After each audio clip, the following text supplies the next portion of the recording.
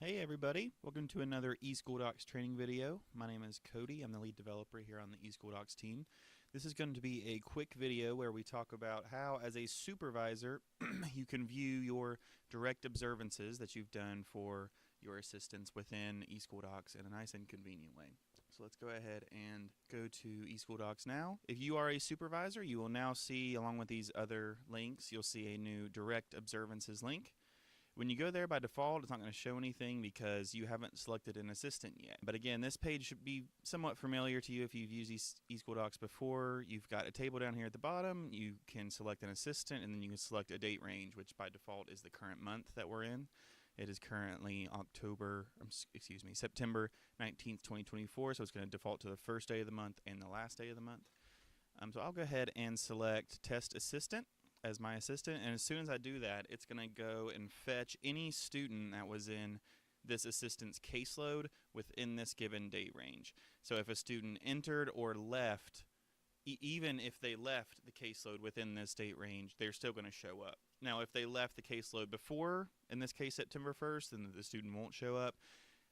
If the student joined after the two dates, so if the student joined the caseload after September 30th, 2024, then the student wouldn't show up. As we can see from here in this list, we're seeing all the students that were in the caseload within this given date range.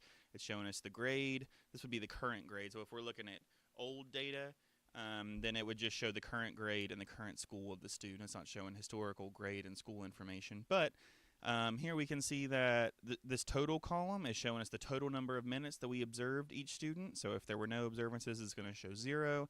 If there was at least one observance, it's going to show at least 1 minute. It also shows us the most recent observance within this period of time. In this case, I've only observed one student. Had one observance for September 9th, 2024 for Nora Clay. There were no other observances for any other students. And then this last column here shows me all the observance dates within this given date range.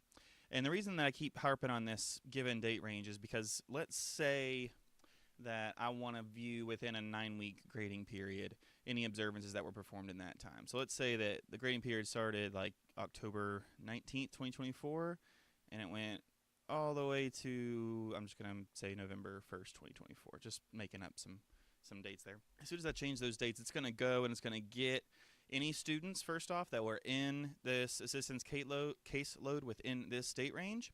Again, that's the same 5 students, but it's also going to go and grab any IEP logs, STEPS logs, 504 logs, evaluation logs that I, or really any other supervisor, directly observed for this assistant within this date range. So in this case, we can see that for Nora, there was, the most recent was September 9th, 2024. And then we can see for Burpee, McGee, I need to change these names, Burpee, McGee, and Dummy Student, there are still no observances. So now we can get enough information to know that we need to go start doing some observations for these 2 kids here. And let's say that you want to see it for even a whole year's worth of time. So let's go back to, let's just say October 21st, 2023 up until June, I'll just say June 30th, 2024. Again, notice now we're missing a student in the caseload because one of those students at least was not in this caseload in that given time period. But we can see there are 4 students, and then we can see all the observations that took place during this time period. So this should answer most of your questions that you're going to have. Maybe not in exactly the format that you hoped it would be in. It's not printing out like a special report for you. We are expecting that as a licensed provider, you are willing and able to copy some information from this screen into whatever format that you need to put it into. So the reason being we created this page instead of creating specific supervision reports is because OTs, PTs, SLPs, they all have different rules and different requirements for direct observances. And so we figured that this page showing by caseload for the assistant across any given date range, so it could be by month, by year, by 9-week grading period, which would be a DUSA date if you are a speech provider. This checks all those boxes. So let us know if there's any other bits of information that you'd like to see. I know, for example, the DUSA form does want to see grade, so we went ahead and popped grade in here. But if there's any other information that would be useful on this, let us know, and we'll see if we can get that added in there. Well, with all that said, I hope this functionality is useful to you, and we will see you next time. God bless you guys.